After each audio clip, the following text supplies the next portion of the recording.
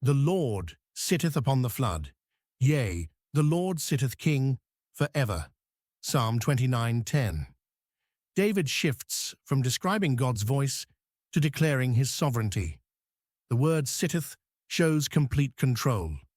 God does not need to stand in readiness, nor does he pace in concern. The Lord sits enthroned above every catastrophe. The waters obeyed his command, and he created their boundary. Job understood this truth. Or who shut up the sea with doors, when it brake forth, as if it had issued out of the womb?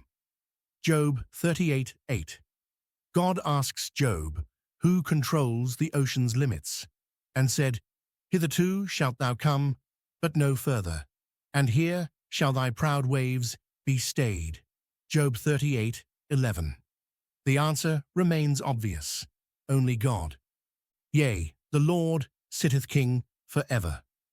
The phrase emphasizes God's permanence. Human kings rise and fall. Nebuchadnezzar learned this lesson. And they shall drive thee from men, and thy dwelling shall be with the beasts of the field. They shall make thee to eat grass as oxen, and 7 times shall pass over thee, until thou know that the Most High ruleth in the kingdom of men, and giveth it to whomsoever he will. Daniel 4:32. The Babylonian monarch discovered God's eternal kingship. And at the end of the days, I, Nebuchadnezzar, lifted up mine eyes unto heaven, and mine understanding returned unto me. And I blessed the Most High, and I praised and honored him that liveth for ever, whose dominion is an everlasting dominion, and his kingdom is from generation to generation. Daniel 4:34. Christ embodies this eternal reign, which in his times he shall show, who is the blessed and only potentate, the King of kings and Lord of lords. 1 Timothy 6:15.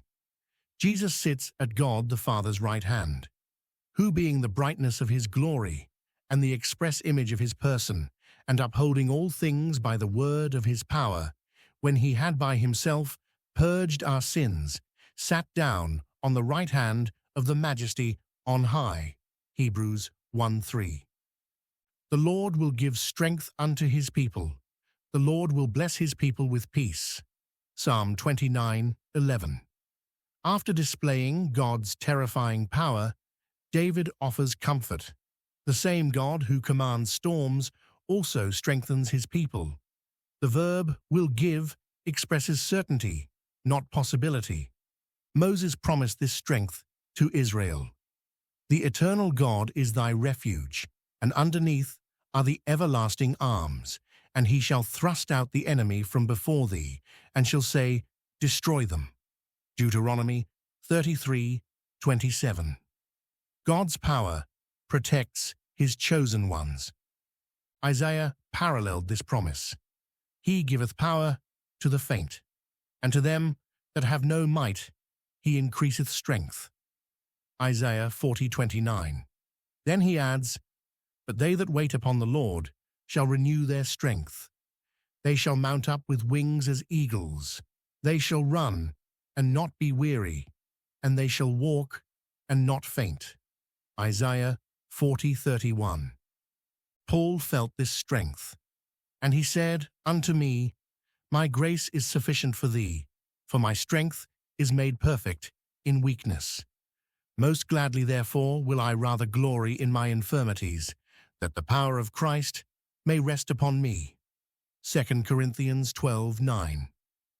The Lord will bless his people with peace, not just any tranquility, but God's peace. Jesus promised his followers this blessing.